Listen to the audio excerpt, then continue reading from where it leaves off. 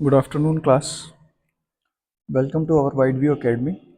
आज के सेशन में हमारे पास है एक पैसेज का मेनली काम होता है कि पैसेज के पास हमारे पास ग्रुप ऑफ स्टांजास रहते हैं जिन्हें पढ़ के हमें उनके उसी स्टांजास के क्वेश्चन आंसर्स देने होते हैं। क्वेश्चन हमसे पूछता है, हमें बेसिकली आंसर्स देने होते हैं उसी लैंग्वेज में। जैसे जैसे हमसे पैसेज डिमांड करेगा आंसर की, हम वैसे वैसे लाइन की तरह पढ़ के उसे आंसर्स करते रहेंगे। और फॉर्चुनेटली इसके क्वेश्चन इसी आंसर्स इसी में रहते हैं। ठीक है, लेट्स स्टार्ट। सबसे मेन टर्म होता है कॉम्प्रिहेंशन में कि हमें उसकी सबसे पहले अच्छे से रीडिंग करनी चाहिए। जैसे इन अ चलिए आज का पैसेज हम शुरू करते हैं। जैसे हमारे पास है टर्म, यहाँ से हम स्टार्ट करें। In a new finding climate change has now become a national issue. एक नई खोज में climate change has now become a national issue, ये एक राष्ट्रीय कारण हो गया है। इशू का मतलब होता है कोई रीजन, कंसर्न, चिंताजनक विषय, वो होता है इशू, मुद्दा। एक राष्ट्रीय मुद्दा हो गया इन अमेरिका। देखिए लाइन को मैं ज़्यादा आउटलाइन इस वजह से नहीं करूँगा क्योंकि आपके लिए पीपीटी फिर गंदी हो जाएगी, तो वो आपको पढ़ने में थोड़ा दिक्कत आएगा। इस वजह से मैं स्टार्टिंग के पॉइंट आउट कर दूंगा कि हम इस लाइन पे, जैसे अब हम सेकंड लाइन पे, America is recent study has deducted. America की एक रीसेंट स्टडी ने डिडक्ट किया है कि वार्मिंग इंड्यूस्ड, जो ग्लोबल वार्मिंग है वो बढ़ गई है। ड्राफ्ट मतलब होते हैं जो सूखा, एक तरह से कह सकते हैं जहाँ पानी की कमी हो। Drought in the Middle East is leading to increased conflicts. Middle East में सूखे पड़ गए हैं और जो कि किसकी तरफ बढ़ावे हैं, कॉन्फ्लिक्ट्स मतलब झगड़े के कारण बन रहे हैं over food and water. Obviously जहाँ पानी नहीं होगा वहाँ खाना नहीं होगा, क्योंकि agriculture is the main source of food. Leading to its consequences, इसके आगे चल के हमें कॉन्सिक्वेंसेस, रिजल्ट्स क्या देखने को मिल रहे हैं on America and the world. सारे वर्ल्ड में इसके रिजल्ट्स हमें देखने को मिल रहे हैं क्योंकि सूखा पड़ रहा है मिडिल ईस्ट में, जो कि कन्फ्लिक्ट्स के कारण बन रहा है ओवर फूड एंड वाटर। हाँ चलिए हम यहाँ थे अमेरिका, द वर्ल्ड, जो कि इम्पैक्ट किस पे पड़ रहा है, सारे वर्ल्ड पे। The accelerating rate of a climate, एक बढ़ती चेंज क्लाइमेट में, change possesses a severe risk. सीवियर्स का मतलब होता है वेरी सीरियस। सीवियर को हम कह सकते हैं वेरी सीरियस। ठीक है, बहुत मतलब चिंताजनक विषय। It's a severe condition, severe risk to national security, जो कि नेशनल सिक्योरिटी के लिए एक बड़ा खतरा साबित हो सकती है। And acts as a catalyst for global political conflict. Catalyst मतलब एक जुड़ाव, जो ग्लोबल पॉलिटिक कन्फ्लिक्ट है उसमें भी ये इफेक्ट कर सकता है। दिस इज द कंक्लूजन, ये कंक्लूजन होता है किसी चीज़ का निवारण, निष्कर्ष। This is the conclusion drawn up by US experts. ये कंक्लूजन निकाला गया किसके, यूएस एक्सपर्ट्स के द्वारा, according to a government report. Government report के अनुसार at the US Center of Naval analysis, एक यूएस सेंटर, नेवल एनालिसिस के यूएस सेंटर पे, the military advisor board found that, military advisor board ने जो found किया है that climate change had induced draft in the Middle east. ये जैसा कि अभी हमने ऊपर पढ़ा है, ये देखो एक एक चीज़ और याद रखनी होती है कि हमें जहाँ भी लाइन रिपीटेशन दिखने लग जाए तो हम वहाँ थोड़ा अपने दिमाग में रखते हैं कि ये हमने कहीं पढ़ा है। जैसे हमने अभी यहाँ भी पढ़ा था कि वो में इंड्यूस ड्राफ्ट, क्या सूखे पड़ गए हैं मिडिल ईस्ट में और जो कि झगड़े का कारण बन रहे हैं खाने और पानी का। ठीक है, अब हम बढ़ते हैं आगे। हाँ, Middle East and at the US Center of Naval Analysis. Naval analysis एक यूएस में सेंटर है।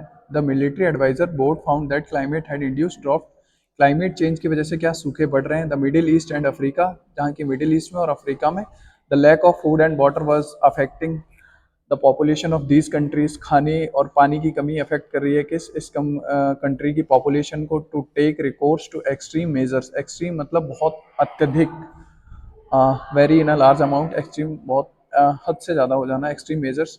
This had escalated long standing ethnic tensions. This had escalated का मतलब होता है, जैसे एस्केलेटेड टर्म से अगर आप रिलेट करना चाहें तो एक टर्म होता है हमारे पास एस्केलेटर, जो कि ऐसे सीढ़ियाँ रहती हैं मेनली, जो इलेक्ट्रिक सीढ़ियाँ रहती हैं। जैसे हम कहीं प्लेटफॉर्म वगैरह पे जाते हैं तो वो इलेक्ट्रिकल, तो वो एस्केलेटर उसी से किसी चीज़ की ओर बढ़ना, तो वो एस्केलेटर टर्म बढ़ा देना।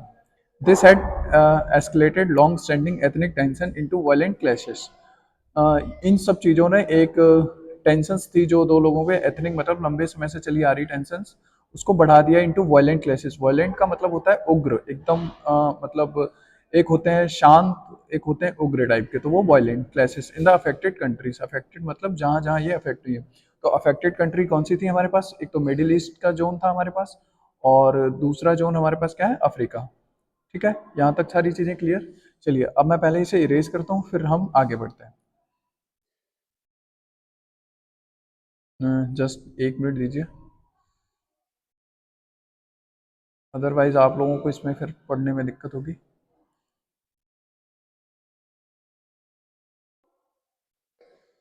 और अगर वीडियो आपको लंबा लग रहा है तो मे बी आप 2x की स्पीड पे दे सकते हैं, बिकॉज मुझे तो समझाना उसी में पड़ेगा। ठीक है, चलिए हम कहाँ पे थे, अफेक्टेड कंट्रीज। अब हम यहाँ इन एडिशन, इसके बजाय the report predicted. In addition का मतलब इसमें और जोड़ा गया है, द रिपोर्ट प्रिडिक्टेड। प्रिडिक्शन का मतलब होता है किसी चीज़ की पहले ही प्रिडिक्शन कर देना, अनुमान लगा देना कि that an increase in catastrophic weather. Catastrophic का मतलब होता है डेंजरस हजार्डस वेदर कंडीशन, जो कि क्लाइमेट ग्लोबल वार्मिंग की वजह से क्या हमारा वेदर कंडीशंस भी चेंज हो रही हैं world wide, would create more demand for American troops. जो कि क्लाइमेट चेंज हो गया, वेदर कंडीशन भी चेंज हुई, तो world wide would create more demand. World wide के तौर पे मतलब एज अ आर्मी को भी दिक्कत आती है। Worldwide would create more demand, ज़्यादा डिमांड करेगा फॉर अमेरिकन ट्रूप्स। ट्रूप्स हम कहते हैं किसे, सोल्जर्स को। Even as flooding and disasters weather को damage naval ports and military bases. और फ्लडिंग मतलब बाढ़, तेजी आना, डिजास्टर्स वेदर यानी कि खराब मौसम को damage naval ports. Naval ports होते हैं जो नेवी के पोर्ट्स होते हैं, जहाँ शिप्स वगैरह, नेवी पोर्ट्स, नेवी से related naval and military basis, जो कि मिलिट्री बेसिस को भी क्या कर सकता है, ये खतरा कर सकता है। कुछ डैमेज, डैमेज का मतलब होता है किसी चीज़ को खतरा पहुंचाना या नष्ट करना या बर्बाद करना। ठीक है, अब ये, अच्छा इसका एक जल्दी से ओवरव्यू लेते हैं। तो इस एक अमेरिका ने रिसेंट स्टडी की है जिसमें ये बताया कि ग्लोबल वार्मिंग बढ़ी है, जिसके कारण मिडिल ईस्ट और अफ्रीका जैसी कंट्रियों में क्या सूखे पड़ गए। और ये एक झगड़े का कारण बन रहे हैं किसके, ओवर फूड एंड वाटर, पानी और खाने के लिए। Leading to its consequences on America and the world. और इसके कॉन्सिक्वेंसेस, रिजल्ट्स, कॉन्सिक्वेंसेस का मतलब होता है रिजल्ट्स, सारे अमेरिका और सारे देश पर पड़ रहे हैं। और क्लाइमेट चेंज की वजह से क्या होता है कि आर्मी को भी दिक्कत का सामना करना पड़ता है। जैसे कि इसमें हमें लास्ट लाइन में बताया कि world wide would create more demand for American troops. American troops की ज़्यादा डिमांड होगी, और अगर ज़्यादा बाढ़ आई तो नेवल पोर्ट्स और मिलिट्री बेसिस क्या हो सकते हैं, डैमेज हो सकते हैं। अच्छा देखिए, किसी भी चीज़ का कम या ज़्यादा होना मतलब एक बैलेंस वे में होना बहुत अच्छा रहता है। अगर वो एकदम या तो कम हो जाए, it's not good for our daily life. और अगर कोई चीज़ ज़्यादा हो जाए, and it also not good. So ये था हमारे पहले पैसेज की लाइन। अब हम चलते हैं second stanza. Second stanza, the report follows a string. अच्छा ये तीनों पार्ट मैंने स्लाइड की वजह से ऐसे अलग अलग करवा दिए हैं, बाकी ये है पूरा एक ही। मे बी पेपर में आपको एक ही साथ देखने को मिल सकता है। ठीक है, the report follows a string of scientific study. Report follow करे, स्ट्रिंग मतलब होता है एक तार, जो कि मतलब किसी चीज़ से कनेक्ट होना। स्ट्रिंग वर्ड को हम कह सकते हैं किसी चीज़ से किसी चीज़ को जुड़ा होना एक। ठीक है, the report following a recent string of scientific study. जो रिपोर्ट्स हैं वो फॉलो कर रहे हैं साइंटिफिक स्टडीज को, जो पहले कभी होंगे उनके बीच में एक रिलेशन बिल्ड कर रही हैं। That won that the effects of climate change, जिन्होंने हमें चेतावनी की है जो इफेक्ट्स ऑफ क्लाइमेट चेंज हो रहे हैं, क्लाइमेट चेंज होने की वजह से जो इफेक्ट्स यानी कि प्रभाव पड़ रहे हैं, already occurring and that more flooding, sorry for that, are already occurring. Occurring का मतलब होता है किसी चीज़ का होना, वो ऑलरेडी हो रहे हैं। And that more flooding drafts, flooding मतलब बाढ़, ड्राफ्ट मतलब सूखे। एक्सट्रीम स्टॉर्म, एक्सट्रीम का मैंने अभी आप लोगों को बताया था। एक्सट्रीम मीन्स किसी चीज़ का अत्यधिक होना। मोर, मोर कह सकते हैं हम, अत्यधिक। एक्चुअली अभी प्रैक्टिस नहीं है तो थोड़ा दिक्कत आएगी पेन टैप में, वरना हम कह सकते हैं अत्यधिक होना किसी का, एक्सेसिव इन नेचर। स्टॉर्म्स और food and water shortage. Water shortage यानी कि पानी की कमी होना, शॉर्टेज मतलब किसी चीज़ का lack. And damage to infrastructure, infrastructure जो आसपास के हमारा इंफ्रास्ट्रक्चर है वो भी डैमेज हो सकता है, will occur in the future, जो कि क्या भविष्य में बर्बाद हो सकता है इन सब चीज़ों की, किसकी वजह से, साइंटिफिक स्टडी, ग्लोबल वार्मिंग और वेदर क्लाइमेट चेंज, ये सारी चीज़ें। ठीक है, चलिए अब मैं इसे रेज करता हूँ, फिर हम नेक्स्ट टर्म से बढ़ते हैं। नेक्स्ट लाइन है हमारे पास, देयर इज, यहाँ से, there is a link in some quarters between rising sea waters and terrorism. इसी बीच एक लिंक ऐसा माना जाता है कि है, some quarters between rising sea waters and terrorism. समुद्र का पानी का लेवल अपने आप में बढ़ना, राइजिंग सी वाटर समुद्र एक लेवल में है, उसका अपने आप उस लेवल से बढ़ना। एंड टेररिज्म मतलब उग्रवाद कह सकते हैं हम, आतंकियों को बढ़ावा these effects are stress multipliers. ये इफेक्ट्स कैसे हैं? स्ट्रेस को मल्टीप्लाई ऑलरेडी, वैसे ही हमारे पास काफ़ी सारी प्रॉब्लम्स हैं, और ये राइजिंग सी वाटर्स और टेररिज्म ये हमारे क्या हैं? स्ट्रेस के मल्टीप्लायर्स, यानी कि प्रॉब्लम को दुगना कर रहे हैं ये हमारी। That will aggravate stressors aboard. Aggravate का भी मतलब होता है अत्यधिक बढ़ा देना, स्ट्रेसर्स वही अब्रॉड, अब्रॉड होता है विदेशी, country, foreign, such as poverty, poverty गरीबी, इन्वायरमेंटल डिग्रेडेशन, डिग्रेडेशन मतलब कम होता है जाना, इन्वायरमेंटल डिग्रेडेशन, पॉलिटिकल इंस्टेबिलिटी। देखिए किसी भी कंट्री में कोई प्रॉब्लम आती है तो सीधा सीधा वो इफेक्ट करता है कि पॉलिटिकल चीज़ें क्या चल रही हैं, कैसे हमारे कंट्री के लीडर उस चीज़ को टैकल कर पा रहे हैं, जो प्रोमिस उन्होंने किए हैं वो हो पा रहे हैं, लाइक एक प्रॉपर सिस्टम में चल पा रहा है चीज़ें, यानी and social tension also. Public effect होगी, अगर कोई दिक्कत आएगी तो ऑब्वियसली बात है कि पब्लिक को तो इफेक्ट होना ही होना है, and social tension sorry also. ठीक है, तो मेनली अगर हम एक समराइज वे में बात करें तो इस पैसेज का पूरा पूरा मतलब, इस वाले स्लाइड का हमारे पास पूरा पूरा मतलब है, the report follows a string of scientific values. देखिए एक रिपोर्ट है, उसने साइंटिफिक वैल्यूज और जो पहले की गई होंगी और जो अभी की रिसेंट स्टडी है जो हमने पिछली स्लाइड में पढ़ा है, तो उन दोनों के बीच में एक स्ट्रिंग है। स्ट्रिंग का मतलब होता है रिलेट करना, दैट वन दैट इफेक्ट्स, जो क्लाइमेट में इफेक्ट्स चेंजेस हो रहे हैं उनकी वजह से क्या बाढ़ आ सकती है, सूखे आ सकते हैं, और कई बार सीवियर कंडीशन में एकदम बहुत तेज तूफान आंधी जो कि खाने और पानी की क्या कर सकते हैं, समस्या कर सकते हैं। क्योंकि जब भी ये ऐसी चीज़ें आती हैं तो अपने साथ कुछ ना कुछ प्रॉब्लम्स तो लेके आती हैं।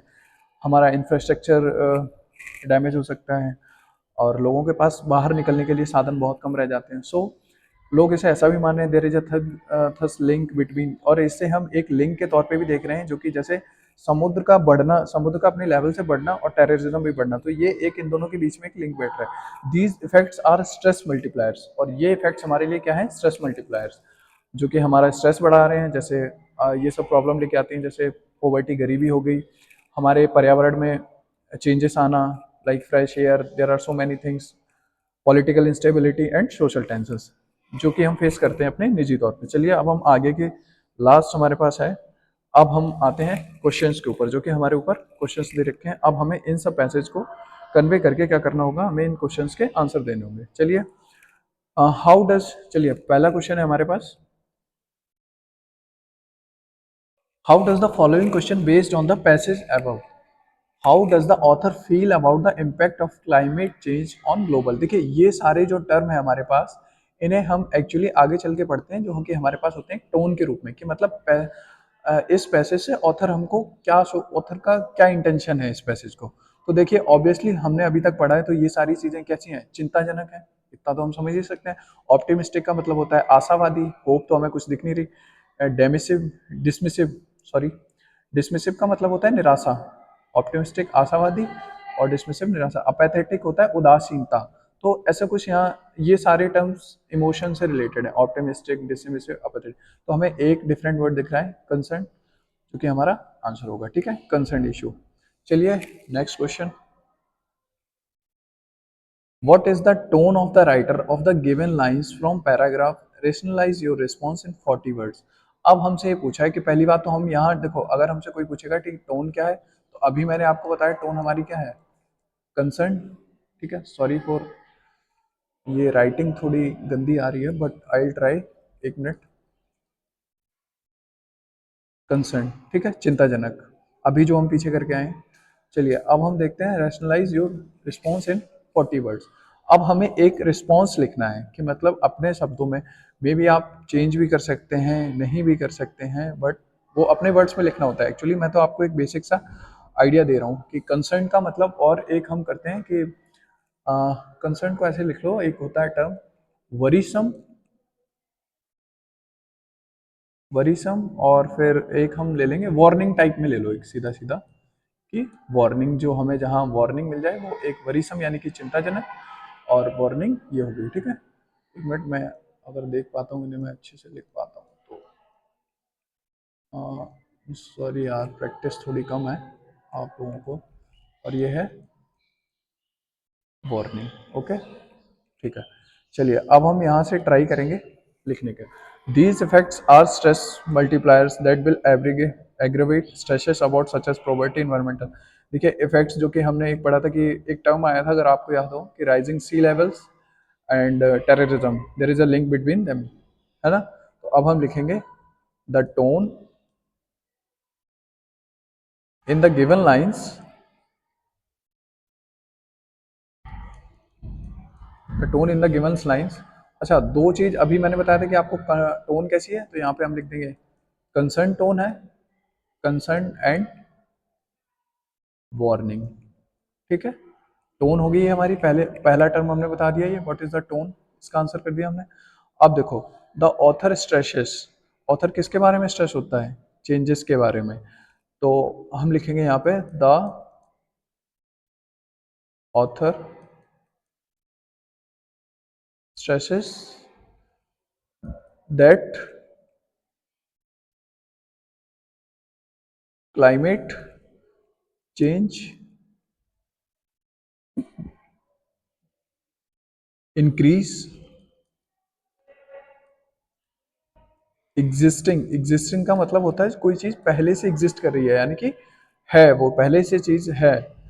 एग्जिस्टिंग ग्लोबल इश्यूज बढ़ा रही है, क्या क्या चीजें बढ़ा रही थी जो हमने फेस करी थी, जैसे ग्लोबल इश्यूज हो गया हमारे पास। ठीक है, ग्लोबल इश्यूज यानी कि पूरे कंट्री पे इफेक्ट पड़ रहे थे उसे, और मेनली क्या थी, पोवर्टी, इन्वायरमेंटल डिग्रेडेशन। अच्छा देखो, अगर हम इसका आंसर करना चाहें तो हम जैसे इस वाली स्लाइड पे जाएंगे तो हम यहाँ से लिख देंगे जैसे such as poverty, environmental degradation, political instability and social tensions. तो हम ये यहाँ तक पूरा लिख सकते हैं, दीज आर द कॉन्सिक्वेंसेस। तो हम कहाँ पे थे जी, पोवर्टी, और दूसरा टर्म क्या था हमारे पास, इन्वायरमेंटल, ये सॉरी मैं यहाँ लिख देता हूँ, इन्वायरमेंटल डिग्रेडेशन। अच्छा वो लोग तो आप देखिए उतना तो आप लोग वहाँ से नोट कर ही लोगे आई गेस, कहाँ तक आप लोगों को ये सोशल टेंशंस तक तो आंसर ये हो ही जाएगा। ठीक है, सोशल टेंशंस के बाद उसने हमें क्या बताया था, हम बस इतना लिख देंगे, दीज, लास्ट में हमें बस इतनी लाइन लिखनी है कि these are the consequences ahead, जो कि हमारे कैसे हैं आगे के लिए, इन फ्यूचर, कंसर्निंग पॉइंट था ये हमारा, जो कि हमें ये बताया गया था already occurring scientific values, predictions, जो कि हमने लास्ट लाइन में पढ़े थे, हमने हमारे पास थे ये प्रिडिक्शन थे जो कि हमें कैसे हार्मफुल कर सकते हैं। ठीक है, अब चलिए move to the next question. Complete the sentence appropriately. Appropriately का मतलब होता है सही तरीके से, अनुचित रूप से। अप्रोप्रिएट मतलब एक प्रॉपर वे में, अनुचित रूप से। एक मिनट में देख सकता हूँ, अगर लिख पाऊँ तो मैं लिख लूँ, अनुचित रूप से, यानी कि in a correct form, in a correct way, in a correct way. Okay, ठीक है। तो according to the passage the lack of food water, food and water in the Middle East and Africa has led to increase in. अच्छा अब हमें ये line देखनी है कि पैसेज में ये लाइन कहाँ पे थी। तो आपको अगर याद हो तो हम चलते हैं अपने पहले स्टांजा पे। तो देखो लाइन हमारे पास क्या थी, according to the passage the lack of food and water, आपको दिख रहा होगा lack of food and water, ये देखा है यहाँ से, इस लाइन से आप चले मिडिल ईस्ट, देखो टर्म रिलेट करते जाओ। तभी मैं आपसे कह रहा था ना कि पैसेज को सरसरी निगाहों से देखो कि हमें टर्म याद रहे, थोड़े थोड़े के दिमाग में आइडिया लग जाए कि मैंने कुछ पढ़ा कि वो कहाँ मैंने देखा था। ठीक है, तो देखो lack of water was affecting to the population of these countries to take, क्या कर रही हैं मतलब पॉपुलेशन को इफेक्ट कर रही थी, और कैसे कर रही थी, वायलेंट क्लैशेस। वायलेंट क्लैशेस मतलब बुरी तरह, वायलेंट का मतलब होता है बहुत उग्र, और क्लैश मतलब किसी दो लोगों के बीच क्या होना, विवाद होना। तो ये इंक्रीज इन क्या कर रही थी, वायलेंट क्लैश। उतनी हमें पूरी लाइन लिखने की जरूरत नहीं है, violent clash and conflicts, conflicts मतलब विवाद। देखो एक बार दोबारा समझ लो, द लैक ऑफ फूड, खाने की कमी और पानी की कमी होना मिडिल ईस्ट और अफ्रीका में, वो किसकी ओर बढ़ावा थे, तो वो बढ़ावा किसकी ओर थे, वायलेंट क्लैश और कन्फ्लिक्ट्स के ऊपर। इजीली सिंपल है। ठीक है, चलिए अब हम चलते हैं नेक्स्ट क्वेश्चन। नेक्स्ट क्वेश्चन है हमारे पास, this the passage include some words, इस पैसेज के अंदर कुछ वर्ड्स हैं दैट आर सिमिलर। सिमिलर का मतलब होता है समान, जो कि हम जिन्हें कह सकते हैं दूसरे फॉर्म में सिनोनिम्स। सिनोनिम्स का मतलब होता है जो दो मतलब एक मीनिंग के, ऐसा समझ लो इन अ जनरल वे, एक मीनिंग के दो अलग अलग मीनिंग, बट वो सेम मीनिंग ही कंटेन करते हैं। मतलब मीनिंग स्पेलिंग अलग अलग हो सकती है बट वो अर्थ एक ही कंटेन करेंगे। ओके, ठीक है, लेट्स गो। अब हम देखते हैं फ्रॉम द सेट्स, ये देखिए ये टर्म आ गया, identify one set of synonyms. Catastrophic and disasters. Catastrophic मैंने बताया था आपको, किसी चीज मतलब कैटास्ट्रॉफिक का मतलब क्या होता है, हजार्ड। हजार्ड मतलब डेंजर, ठीक है ना। डिड्यूस्ड, इंड्यूस्ड, आपस में ये एंटोसाइनो है ये, ठीक है, तो ये तो होंगे नहीं, हम इसे कट कर देते हैं। इम्पैक्ट, इम्पैक्ट किसी चीज़ पे, इम्पैक्ट का मतलब किसी चीज़ पे प्रभाव पड़ना। एक्सट्रीम का मतलब अधिक, ये होगा नहीं, synonyms, these are not synonym. एक होता है कैटास्ट्रॉफिक एंड एक्सट्रीम, इजिली। अभी कैटास्ट्रॉफिक मैंने यहाँ बताया, हजार्ड होता है डेंजर, और डिजास्टर्स मतलब बर्बादीपूर्ण, ये भी कैटास्ट्रॉफिक, भयावह, वो सेम मीनिंग कंटेन करते हैं। तो यहाँ से हमारा आंसर क्या हुआ, ए, ठीक है, इजी था। चलिए, और इंग्लिश में देखिए एक बेसिकली रूल ये होता है कि कॉम्प्रिहेंशन का एक मेन रूल यही है कि आपकी वर्ड पावर जितनी अच्छी होगी आप उतना अच्छा समझ पाएंगे। देखिए पैसेज अगर मेरे लिए भी कोई मुझे देगा बना के, तो वो it's not easy task of for me. मुझे नहीं लगता कि मतलब हाँ वो चीज़ है कि अगर मैंने पढ़ रखा है, मेरी वर्ड पावर अच्छी है, तो मैं गैस कर सकता हूँ कि हाँ ये सही है। आप कोई भी अच्छा हो, ऐसा नहीं है कि कोई मतलब सारे कर देगा, बट एक इजी वे में कॉम्प्रिहेंशन का मतलब यही होता है कि हमें इजीली ना समझ आए, ठीक है, इसी चीज़ वो चीज़ अलग होती है। बस बेसिक सी चीज़ें हैं इसकी। देखिए एक तो आपकी रीडिंग अच्छी होनी चाहिए, एंड दूसरा वर्ड पावर, ओके, ठीक है। लास्ट क्वेश्चन हमारे पास है E. Collect the sentence appropriately, the author's tone in the passage is predominantly. Predominantly का मतलब होता है किसी चीज को बहुत बलपूर्वक कहना। जैसे हम किसी चीज को नहीं कहते ये बहुत डोमिनेंट टाइप है, बहुत डोमिनेंट पर्सन है, ही इज वेरी डोमिनेंट, तो मतलब बहुत, author, the author's tone in the passage is predominantly about the implication. तो ऑथर्स का जो टोन था, पहली बात तो टोन अभी हम पढ़ के आए हैं कैसा था, कंसर्न और वरिंग। वार्निंग भी कह सकते हैं, वरिंग भी कह सकते हैं, डोंट वरी, आप इन दोनों में कंफ्यूज मत हो। The author's tone in the passage is predominantly किसके बारे में था, तो हमारे पास इजी क्वेश्चन है, कन्वेड द किसके बारे में था, देखो इजी वे में समझो, क्लाइमेट चेंज, ग्लोबल वार्मिंग, जो कि हमें कैसे कैसे इफेक्ट करे थे उसके बारे में था। तो हम यहाँ लिख देंगे प्रीडोमिनेटली। एक मिनट मुझे यहाँ इरेज करना होगा।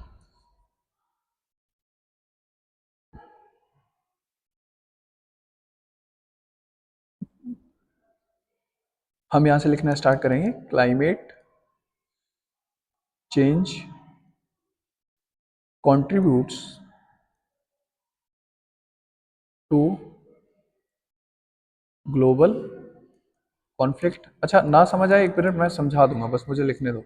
कॉन्फ्लिक्ट्स एंड सिक्योरिटी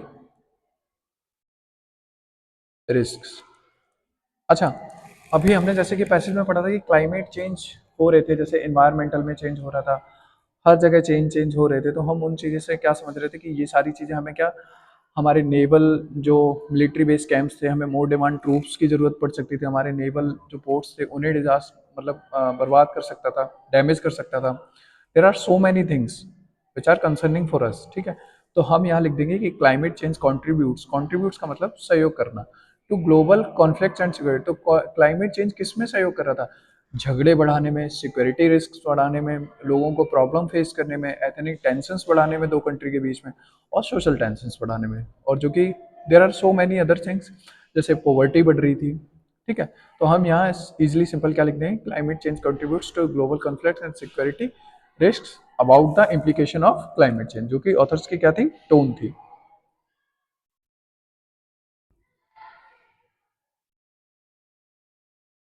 ठीक है, और अगर हम इसका दूसरा आंसर दें, the author stone in the passage is predominantly, तो वो किसके बारे में था, कंसर्न था।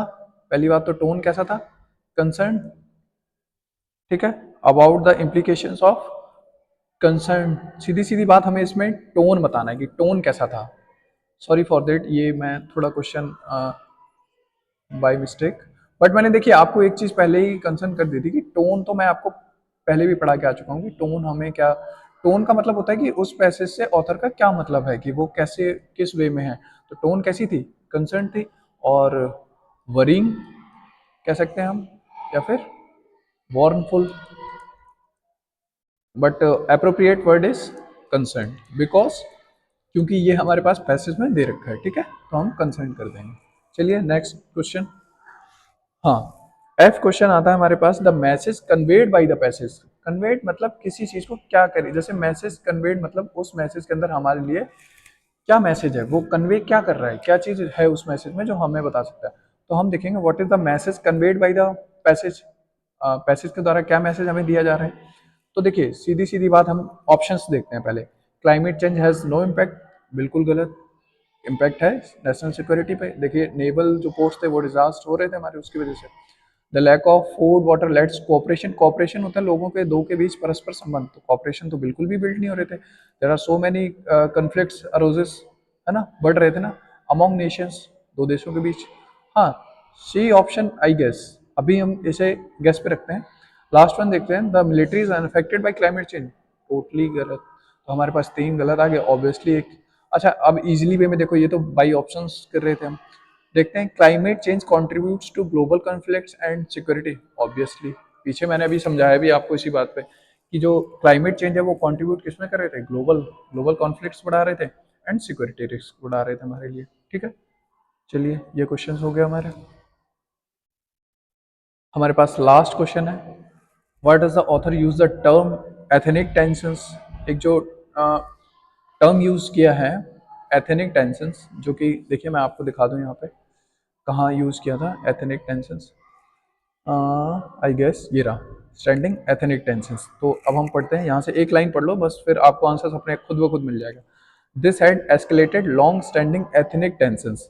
लॉन्ग स्टैंडिंग एथनिक टेंशंस मतलब जो पहले से ही एग्जिस्टिंग थी प्रॉब्लम, और वो अब किसमें बदल गई है, सिर्फ वायलेंट वायलेंट क्लैशेस, यानी कि देखिए कोई चीज़ प्रॉब्लम पहले से हो और उसमें कुछ और गड़बड़ी हो जाए तो वो एक क्या झगड़े का कारण बन जाएगी, तो वो वायलेंट क्लैशेस में बदल गई। तो लास्ट क्वेश्चन हमसे क्या है, what does the author use the term ethnic tension. तो जो ऑथर ने वो एथनिक टेंशन टर्म क्यों यूज किया, टर्म हम किसी वर्ड को कहते हैं, जैसे किसी वर्ड को नाम दे दो तो वो टर्म होता है। ठीक है, अब चलिए तो हम इसका क्या बताते हैं, the term ethnic tension is use to highlight long standing division between different groups in the affected. देखिए अब हम क्या बताएंगे यहाँ का, चलिए लिखते हैं हम। एक मिनट, एथनिक टेंशंस, ठीक है, जस्ट ओवरव्यू दे रहा हूँ मैं, आप समझ लेना इसे। Highlight standing long standing problem, problem कह लो या डिवीजन कह लो या कन्फ्लिक्ट कह लो, कुछ भी कह सकते हैं। ठीक है, डिवीजन बिटवीन, अच्छा बिटवीन को मैं शॉर्ट फॉर्म में लिख दे रहा हूँ, आप इतना तो समझ ही लेंगे आई गेस, क्लास 10 के स्टूडेंट बिटवीन। बट आपको एग्जाम में ये वाला ही बिटवीन लिखना है, ये नहीं लिखना है क्योंकि ऑब्वियसली आपके मार्क्स कट जाएंगे। बिटवीन डिफरेंट ग्रुप्स, प्रॉब्लम्स दो लोगों के बीच होती है। जैसे मान लो आपका दोस्त है, आपका उससे मतलब I way of thinking match नहीं हुआ, तो आपके बीच क्या होगा, कन्फ्लिक्ट होगा। In the affected region, affected region का मतलब क्या होता है, प्रभावित क्षेत्र। तो जहां जहां हमारे पास प्रभावित क्षेत्र थे, तो प्रभावित क्षेत्र हमारे पास कौन से थे, जैसे मैं ब्रैकेट में लिख रहा हूँ, जैसे मिडिल ईस्ट था हमारे पास एज एन एग्जाम्पल, आपको एग्जाम में ही नहीं, और एक क्या था हमारे पास, अफ्रीका। ठीक है, सॉरी माई मिस्टेक, ये कैपिटल अफ्रीका। ठीक है, अब हम लिखेंगे reasons which when aggravated, aggravated मैंने बताया था, बढ़ा देना, बाय द स्कारसिटी। स्कैरसिटी की मतलब होती है किसी चीज की कमी, लैक, शॉर्टेज। ठीक है, lack of resources due to climate change led to violent issues, issues कह लो, क्लैश कह लो, कन्फ्लिक्ट कह लो, कुछ भी कह लो, it doesn't matter. Okay, problem division. ठीक है, ये हो गया। अच्छा अब हम एक होमवर्क में रखते हैं, अदरवाइज मैं आपको तो करा ही दूंगा, based on the reading the passage of the exam examine. हम क्या करते हैं, अच्छा अब आप लोग आई होप ये नोट कर ली होगी, अगर ना की हो तो वीडियो पॉज करके कर लेना। सॉरी फॉर ये गंदी राइटिंग के लिए, बिकॉज क्योंकि पेन टैब में अभी मैं नया नया हूँ तो मेरी ये आदत इसमें बन नहीं रही है। Okay, so now we are erasing this.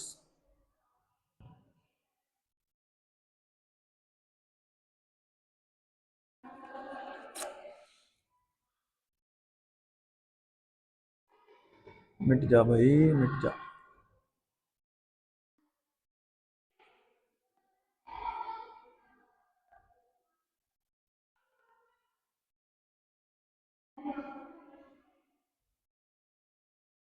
चलिए, लास्ट क्वेश्चन हमारे पास है।